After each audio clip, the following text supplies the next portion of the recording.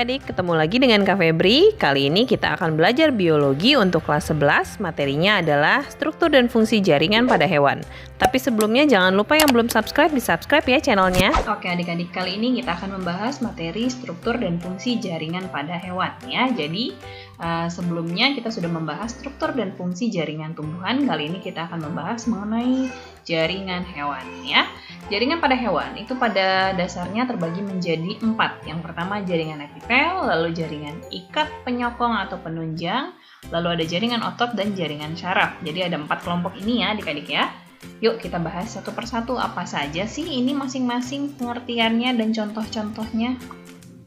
Yang pertama jaringan epitel.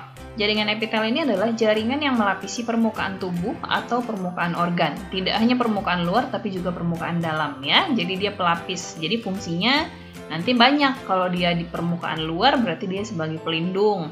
Ada pula yang di permukaan dalam fungsinya untuk proses ekskresi, sekresi, atau absorpsi, difusi, dan lain-lain ya. Kemudian epitel ini tidak memiliki jaringan saraf ataupun pembuluh darah. Jadi tidak ada pembuluh darah di epitel ini ya. Pembuluh darahnya adanya biasanya di jaringan yang ada di bawah epitel ya, di lapisan bawahnya. Kemudian epitel berdasarkan bentuknya kita bagi menjadi epitel pipi, epitel kubus, dan epitel silindris. Ini bentuk-bentuknya ya.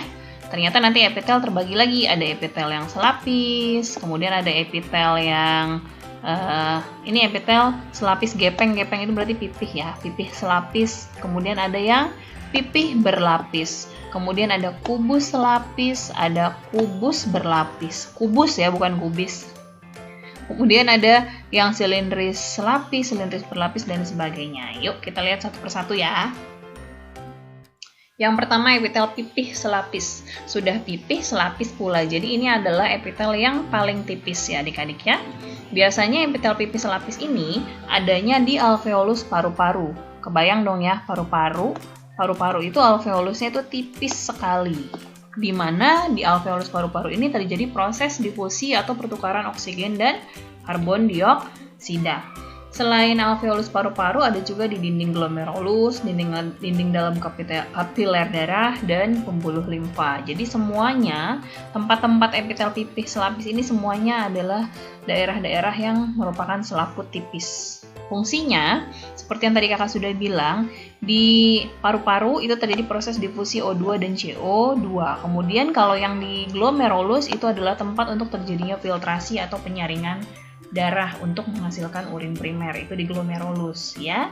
Kemudian kapiler darah juga berfungsi untuk difusi karena kan alveolus itu berhubungan dengan pembuluh darah kapiler ya. Begitu pula dengan pembuluh limfa. Itu yang pipih selapis. Sekarang kita ke pipih berlapis. Nah, kelihatan dari bentuknya ya. Kalau tadi cuma selapis doang. Nih, yang ini nih. Ini cuma selapis doang. Yang ini sudah berlapis-lapis. Terus kemudian, oh ya tadi kakak lupa jelaskan. Jadi biasanya di bawah ini kan epitelnya nih ya, yang ungu ini adalah epitelnya. Di bawah lapisan epitel ini ada yang namanya basement membran, membran basal. Jadi membran basal ini dia memisahkan antara epitel sama jaringan yang ada di bawahnya ya. Underlying tissue itu berarti jaringan yang ada di bawah epitel. Kemudian yang namanya jaringan itu kan tersusun atas sel-sel ya. Jadi jaringan epitel tersusun atas sel epitel, sel epitel, sel epitel, sel epitel yang berkumpul membentuk jaringan epitel. Setiap sel itu memiliki inti sel atau ini namanya ya sel nuklei atau nukleus. Nah ini yang kakak jelaskan yang pipih selapis karena masih lebih mudah untuk diamati. Sekarang kita kembali lagi ke pipih berlapis. Nah kalau pipih berlapis sudah lebih banyak ya selnya. Sel pipih yang bertumpuk-tumpuk berlapis-lapis. Tetap walaupun berlapis-lapis, tadi membran basalnya ya, sel basal atau sel dasarnya ini tetap selapis, kemudian di bawahnya ada lagi underlying tissue tadi ya, jaringan yang ada di bawahnya. Epitel pipih berlapis adanya di mana? Di epidermis kulit, jadi di permukaan kulit ya, paling luar sel-sel kulit mati, nah itu pipih berlapis. Kemudian ada di rongga mulut. Rongga mulut itu kan dinding luarnya itu sering terkikis ya karena kita pakai untuk mengunyah makanan dan lain sebagainya. Kemudian di permukaan dalam hidung, di esofagus, vagina, uretra.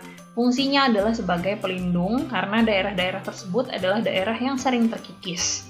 Seperti rongga mulut ya, rongga mulut itu sering terkikis. Epidermis kulit juga sering terkikis ya, seperti itu. Kemudian selanjutnya kubus selapis. Jadi dia kotak-kotak, lebih kotak-kotak. Kalau yang tadi pipih ya, kalau yang ini kotak-kotak. Terus nah ini sama ya strukturnya, epitel, kemudian ada membran basal atau membran dasar, kemudian di bawahnya ada jaringan yang ada di bawahnya, biasanya jaringan ikat, dan biasanya di bawahnya ada pembuluh kapiler.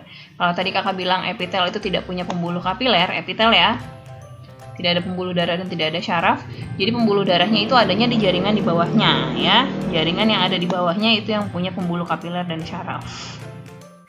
Oke, epitel kubus selapis itu ada di permukaan lensa mata dan retina, jadi berkaitan sama mata ya, kemudian kelenjar ludah, ovarium, dan tubulus renalis. Jadi kaitannya dengan kalau yang di mata itu kan bagaimana caranya supaya permukaan lensa tetap basah. Kelenjar ludah juga menghasilkan air liur terus. Ovarium juga berkaitan sama proses perlindungan, proteksi. Tubulus renalis itu ada kaitan dengan absorpsi, reabsorpsi pada urin primer menjadi urin sekunder ya. Jadi fungsinya epitel kubus selapis itu adalah untuk sekresi, pengeluaran cairan, kemudian proteksi sebagai pelindung contohnya di ovarium, dan untuk absorpsi contohnya adalah di tubulus renalis. Selanjutnya kubus berlapis. Nah, kubus dan dia lapisannya banyak ya, kayak gini ya. Ada di kelenjar keringat, kelenjar minyak. Nah, kelenjar keringat sama kelenjar minyak itu erat kaitannya dengan ekskresi ya.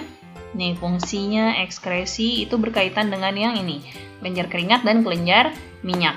Kemudian ovarium yang sedang dalam masa pertumbuhan menghasilkan ovum, ya. Itu fungsinya adalah untuk pelindung. Dan buah zakar ya, di buah zakar dia juga berfungsi sebagai pelindung.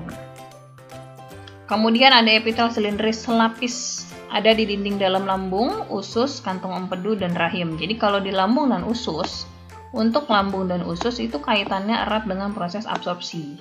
Jadi kan kita kan mencerna makanan, nah sari-sari makanan akan diabsorpsi atau diserap di usus. Ya, kemudian sekresi juga, contohnya misalkan kantung empedu menghasilkan pigmen-pigmen, bilirubin dan lain sebagainya ya. Kemudian kalau di rahim itu berfungsi sebagai pelindung atau proteksi. Ada lagi silindris berlapis. Nah, kalau silindris berlapis memang namanya silindris berlapis, tapi bukan berarti silindris semua gitu ya. Jadi yang paling atas silindris, bagian-bagian bawahnya ini udah lebih miripnya dengan kubus ya, jadi lebih kecil. Ada di lapisan konjungtiva. Lapisan konjungtiva itu adalah lapisan-lapisan di dalam tubuh kita yang selalu basah. Ya, contohnya di dalam kelopak mata, di dinding dalam kelopak mata gitu ya. Kemudian di matanya juga yang menghasilkan air mata terus-menerus. Nah, itu namanya lapisan konjungtiva. Kalau lapisan konjungtiva itu berarti berkaitan dengan proses sekresi ya, menghasilkan cairan terus-menerus. Begitu pula ada juga silindris berlapis yang terletak di kelenjar susu. Sama ya, kelenjar susu juga sekresi menghasilkan air susu ibu. Kemudian ada faring, laring, uretra. Nah, kalau di faring, laring, dan uretra fungsinya adalah untuk proteksi. Selanjutnya ada lagi, nah ini yang agak panjang namanya, epitel silindris berlapis semu bersilia. Berlapis semu. Kenapa disebut berlapis semu? Karena tampak seperti berlapis, padahal sebetulnya hanya selapis. Ini kita lihat gambar ya. Nih, bentuknya tidak beraturan. Sebetulnya dia hanya selapis saja, tapi ada yang di atas, ada yang di bawah. Ya, bentuknya, susunannya, posisinya tidak beraturan sehingga tampak seperti silindris berlapis. Padahal sebenarnya dia berlapis semu. Ya. Terus kemudian ada silia-silianya di atasnya nih. Nah, silia-silianya ini punya fungsi sendiri. Contohnya nih, epitel silindris berlapis semu bersilia ini, contohnya ada di trakea dan bronkus. Jadi kalau misalkan kalian lagi di pinggir jalan terus keselak debu, biasanya kita batuk ya. Itu adalah salah satu mekanisme yang bisa dilakukan oleh trakea untuk mengusir kotoran-kotoran yang masuk ke dalam saluran pernapasan kita. Kenapa bisa begitu? Karena ada silia. Silianya itu bergerak ketika ada kotoran yang masuk ke saluran pernapasan sehingga kita terbatuk. Nah, itu peranannya ya. Jadi peranan di trakea dan bronkus ini, si silianya itu, epitel bersilia ini fungsinya untuk mensekresi lendir atau untuk menangkap kotoran yang masuk, serta silianya berfungsi untuk menghalau benda asing yang masuk. Ya, ada juga di organ yang punya silindris berlapis semu bersilia ini salah satunya adalah oviduk. Oviduk juga punya fungsinya untuk menggerakkan ovum di dalam saluran telur atau oviduk. Jadi telur itu di dalam saluran oviduk kan dia bergerak ya. Kenapa bisa bergerak? Karena ada silia-silia yang senantiasa menggerakkan dia supaya dia bisa berjalan mulai dari ovarium sampai ke uterus ya. Ada silia yang menggerakkan. Gitu ya. Jadi itulah fungsi dari silianya. Oke, lanjut. Ini yang terakhir, epitel transisional. Epitel transisional ini maksudnya berarti dia bentuknya lebih fleksibel ya. Jadi dia bisa berubah-ubah bentuk, bisa jadi pipih, bisa jadi silindris, bisa jadi kubus. Jadi kenapa dia bisa seperti itu? Karena dia fungsinya menahan regangan dan tekanan. Contohnya pada kantung kemih ya. Kantung kemih itu seperti balon ya adik-adik. Jadi kalau misalkan kalian lagi kebelet pipis, kalian bayangkan sebuah balon, kalau lagi kalian kebelet pipis, itu tandanya balonnya lagi penuh. Sudah jadi tipis sekali ya, kalau balonnya membesar kan makin tipis ya. Si membran balonnya jadi menipis, tapi kalau udah dikeluarin isinya balonnya mengecil lagi. Ketika mengecil balonnya jadi menebal. Nah, seperti itulah epitel transisional, bisa menebal dan bisa menipis. Fungsinya untuk menahan regangan dan tekanan. Yang contoh yang tampak nyata sekali itu di kantung kemih ketika kita kebelet pipis dan ketika lagi nggak kebelet pipis. Kebelet pipis berarti udah kepenuhan isinya. Kalau lagi nggak kebelet berarti udah mengecil karena isinya sedikit. Gitu ya. Itu fungsi epitel transisional. Menahan regangan dan tekanan. Oke, itu tadi epitel. Semuanya sudah kita bahas. Sekarang kita lanjut ke jaringan yang kedua, yaitu jaringan ikat penyokong penunjang.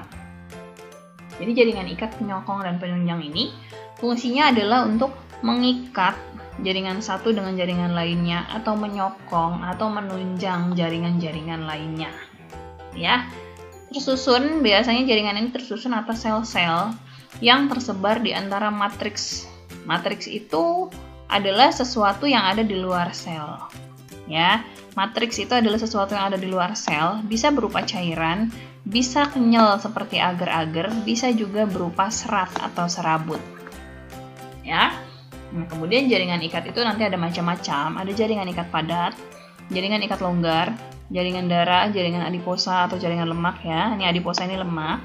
Kemudian jaringan tulang sejati dan jaringan tulang rawan. Yuk kita bahas ya satu persatu. Jaringan ikat padat dulu. Jaringan ikat padat itu tersusun atas serat atau serabut yang lebih banyak daripada sel-selnya. Ya, kita lihat di gambar ini nih. Jadi, dia punya serat yang lebih banyak daripada selnya nih. Selnya nyelip-nyelip sedikit. Ya. Serabut penyusunnya adalah serat-serat kolagen. Kolagen itu sifatnya padat ya, sehingga jaringan ikat padat karena banyak serat kolagennya daripada selnya lebih banyak serat kolagennya, berarti dia sifatnya padat atau kompak. Adanya di tendon. Tendon ini adalah jaringan yang mengikat otot dengan tulang. Otot kan melekat di tulang. Nah, kenapa dia bisa lengket antara otot sama tulang? Karena ada tendon di situ ya. Kemudian contoh lainnya juga pada ligamen. Ligamen ini mengikat tulang dengan tulang. Tulang sama tulang yang lainnya kan saling bersambung ya, tidak terpisah copot-copot itu ya. Ada yang mengikat itu namanya ligamen. Dan ada lagi yang namanya fascia. Fascia itu pembungkus otot. Jadi otot dibungkus oleh sebuah selaput yang namanya fascia. Nah, jaringan ikat padat ini menyusun tendon, ligamen, dan fascia. Selain ikat padat, ada juga jaringan ikat longgar. Nah, kalau tadi jaringan ikat padat selnya lebih sedikit daripada matriksnya, kalau ikat longgar selnya lebih banyak daripada matriksnya ya. Dia tersusun atas sel-sel fibroblast. Sel-sel fibroblas ini fungsinya menghasilkan serabut-serabut fibrosa. Kemudian ada sel makrofag. Sel makrofag ini fungsinya adalah untuk menelan sel-sel lain yang tidak berguna gitu ya. Kemudian ada serabut-serabut kolagen dan serabut elastis. Jadi tidak hanya kolagen. Kalau kolagen kan tadi sifatnya padat atau kompak. Kalau elastis itu dia fungsinya lebih mengelastiskan. Jadi lebih lentur daripada jaringan ikat padat ya. Terus tadi kakak sudah bilang sel-selnya lebih banyak daripada serabut matriksnya, sehingga jaringan ini bersifat lentur atau elastis. Terdapat pada mesenterium, contohnya ya. Contoh jaringan ikat longgar itu adalah pada mesenterium. Mesenterium ini adalah selaput pembungkus organ dalam perut. Organ dalam perut itu usus kecil, usus besar, ya, lambung dan lain sebagainya itu dibungkus dalam satu selaput namanya mesenterium. Jadi kalau kalian pernah dengar hernia itu adalah penyakit di mana mesenteriumnya robek sehingga organ dalam perutnya itu jatuh ke bawah menimpa organ kelamin. Nah, itu namanya hernia. Nah, mesenterium ini tersusun atas jaringan ikat longgar. Ya, kemudian selain di mesenterium, jaringan ikat longgar juga ada di organ-organ dalam, misalkan jantung. Jantung juga dibungkus oleh membran pembungkus. Paru-paru juga dibungkus oleh membran pembungkus, gitu ya. Selain itu, pembuluh darah juga dibungkus oleh membran-membran pembungkus. Oke ya, jadi jaringan ikat longgar, kakak simpulkan, dia lebih banyak selnya daripada matriksnya, kemudian dia memiliki serabut kolagen dan elastis. Serabut-serabut tersebut dihasilkan oleh sel-sel namanya sel-sel fibroblast. Jaringan ikat longgar ini terdapat pada mesenterium, selaput-selaput pembungkus organ dalam, selaput pembungkus pembuluh darah, dan selaput pembungkus saraf. Ya. Selanjutnya, jaringan adiposa atau jaringan lemak. Ya, ini nih. Kalau kita lihat, lemak itu kan banyak di bawah permukaan kulit. Nih yang kuning nih ya, yang dikotakin ini nih. Yang dikotakin ini adalah kuning-kuning ini semuanya adalah lemak, adanya di bawah lapisan kulit. Numpuknya di situ. Kalau kita dilihat pakai mikroskop, ternyata di zoom seperti ini. Terdiri atas sel-sel lemak. Yang kuning ini adalah lemaknya ya.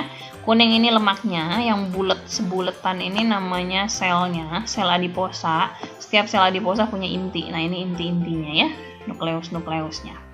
Kenapa sih harus ada lemak dalam kulit kita? Karena lemak memiliki fungsi sebagai cadangan makanan, menjaga suhu tubuh agar tetap hangat, serta sebagai bantalan pelindung organ-organ dalam. Jadi organ-organ dalam itu butuh lemak untuk menjadi bantalan pelindung dari benturan. Tapi kalau kebanyakan jadi berbahaya ya. Jadi dalam fungsi yang normal lemak itu bermanfaat. Tapi dalam jumlah yang berlebihan itu jadi berbahaya, bisa menimbulkan berbagai macam penyakit.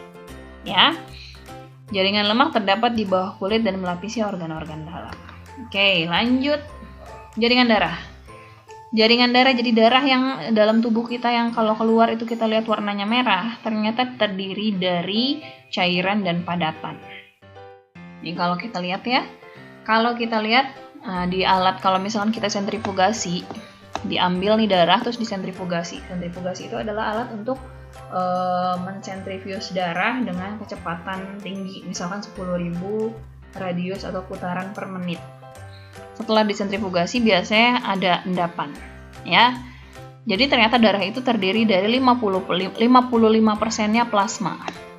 Ya, plasma itu adalah isinya ada air, ada garam, ada protein terlarut, ada makanan nutrisi ya, ada sampah metabolisme dan lain sebagainya. Kemudian yang paling sedikit nih yang biru ini, kurang dari 1%, itu adalah sel darah putih dan keping-keping darah ya, berarti leukosit dan trombosit.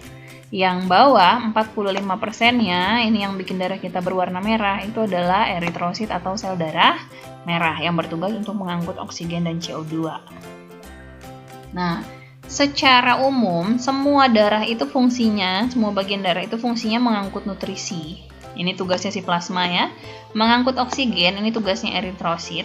Dan mengangkut sampah metabolisme. Ya, tersusun atas plasma darah dan sel-sel darah. Plasma darah terdiri dari, tadi kakak sudah sebut ya, ada air, ada garam, ada ion-ion, ada protein terlarut, ada nutrisi, dan ada sampah metabolisme. Nanti ini fungsi masing-masing bagian darah akan dibahas tuntas pada sistem transportasi ya, di bab berikutnya. Kalau kita lihat perbandingannya seperti ini nih. Ya, ini struktur-strukturnya. Jadi sel darah putih terbagi menjadi dua kelompok, granulosit dan agranulosit. Yang agranulosit itu ada limfosit, nih ya, ini limfosit, lalu ada monosit yang ini. Yang granulosit ada basofil, neutrofil, dan eosinofil, ada 5 macam. Ini yang merah-merah di belakangnya, ini adalah sel darah merah yang paling banyak. Kecil-kecil ini nih, titik-titik ini nih, ini adalah keping-keping darah yang berfungsi untuk proses pembekuan darah. Ya, nanti lebih detailnya akan dibahas di bab transportasi. Selanjutnya jaringan tulang. Jaringan tulang itu ada jaringan tulang sejati dan ada jaringan tulang rawan. Ya, bedanya apa? Bedanya adalah matriksnya. Yang kita lihat ya. Kalau jaringan tulang sejati atau tulang keras biasa kita kenal fungsinya adalah sebagai alat gerak pasif ya, melindungi organ-organ dalam juga, kemudian menegakkan tubuh. Nah, matriksnya tersusun atas serat-serat kolagen. Kolagen tadi kan kompak ya, padat. Kemudian ada kalsium, fosfat, dan magnesium sehingga dia bersifat keras dan padat. Bedanya di situ sama si kondrosit atau jaringan tulang rawan ya. Kemudian jaringan tulang sejati tersusun secara konsentris. Konsentris itu artinya apa? Konsentris itu artinya memusat nih, kayak gini nih. Ya, kalian bayangkan ini seperti lingkaran tahun di pohon ya. Pusatnya ini tengah-tengah, ini namanya saluran Havers. Di dalam saluran Havers ini ada pembuluh darah dan syaraf ya. Terus kemudian pembuluh Havers, saluran Havers ini tersusun di luarnya dikelilingi oleh lamela-lamela atau lapisan-lapisan, di mana setiap lapisan itu ada ini yang ungu-ungu ini ya, namanya adalah osteosit. Osteosit ini adalah sel-sel tulang. Sel-sel tulang ini saling berhubungan satu sama lain, dihubungkan sama yang namanya saluran kanalikuli. Ya, jadi kanalikuli ini menghubungkan osteosit satu dengan osteosit lainnya.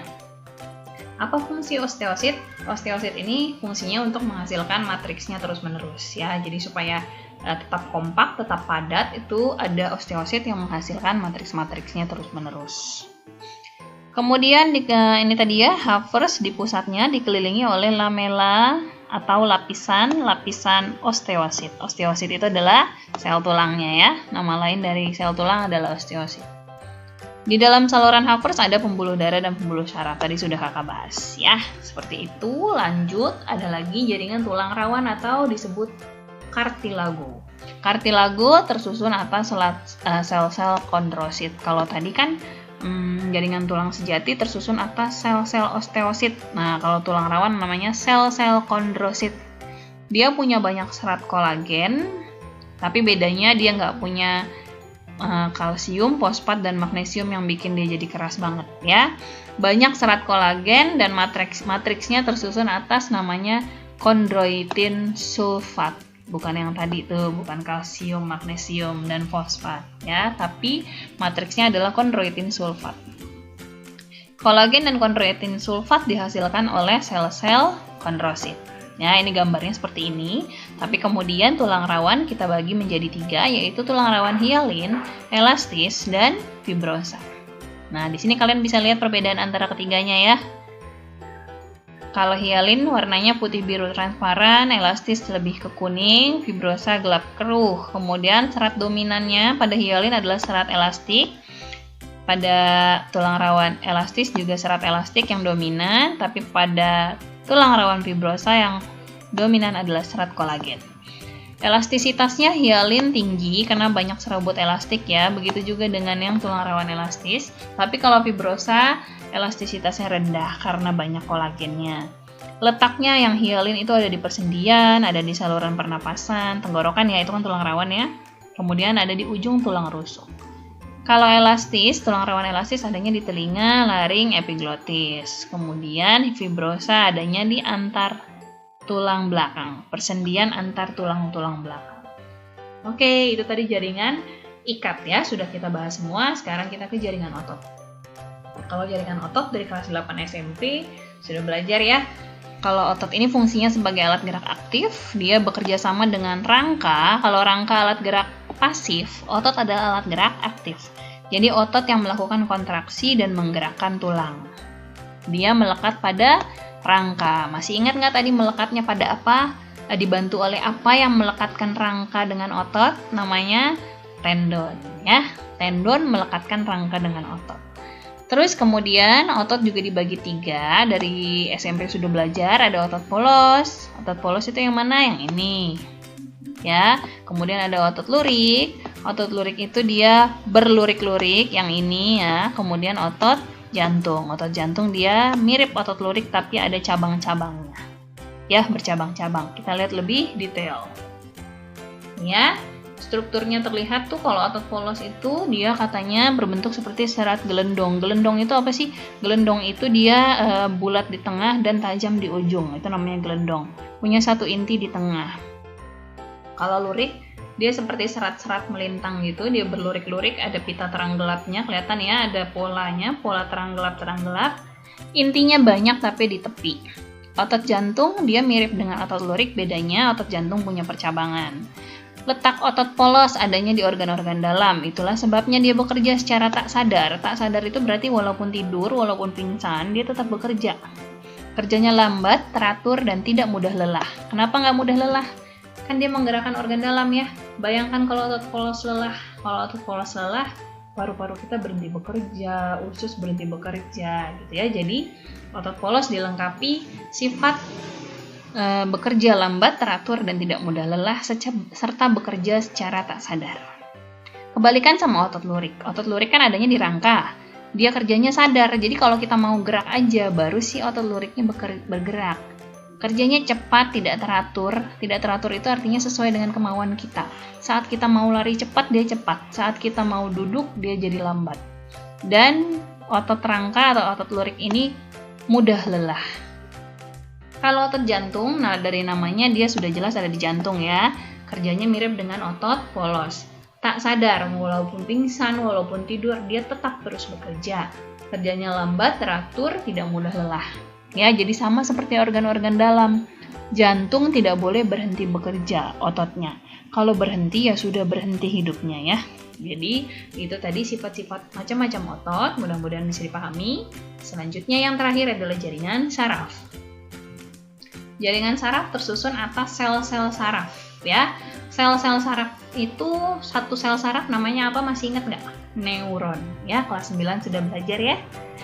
Tersusun atas neuron-neuron, fungsinya menghantarkan rangsang dari reseptor sampai ke saraf pusat, lalu nanti respon rangsangnya diatur, diolah oleh saraf pusat untuk menghasilkan respon. Respon tersebut akan diantarkan lagi dari saraf pusat sampai ke efektor ya. Jadi kalau efektor ini biasanya otot yang memberikan respon. Kalau reseptor ini adalah alat-alat indera. Nah, nanti jaringan syaraf, mengenai jaringan syaraf itu akan dibahas tuntas di sistem koordinasi ya. Jadi kakak cuma kasih tahu bagian-bagian dari neuron nih ya. Yang menerima rangsang itu namanya dendrit. Dendrit akan menghantarkan rangsang tersebut ke badan sel. Nih segini nih. Ini namanya badan sel. Ya, atau tubuh sel. Lalu dilanjutkan ke akson. Akson itu segini nih. Nah, ini segini namanya akson. Ya, jadi nanti urutannya rangsang diterima dendrit lalu dibawa ke badan sel membawa ke akson sampai nanti di ujung akson akan ada celah yang menghubungkan antara neuron satu dengan neuron berikutnya ya. Nanti celahnya itu namanya sinapsis.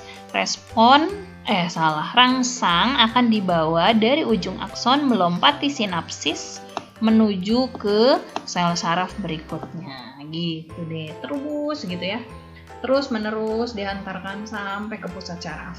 Begitu pula nanti responnya dari pusat saraf terus dihantarkan sampai ke efektor.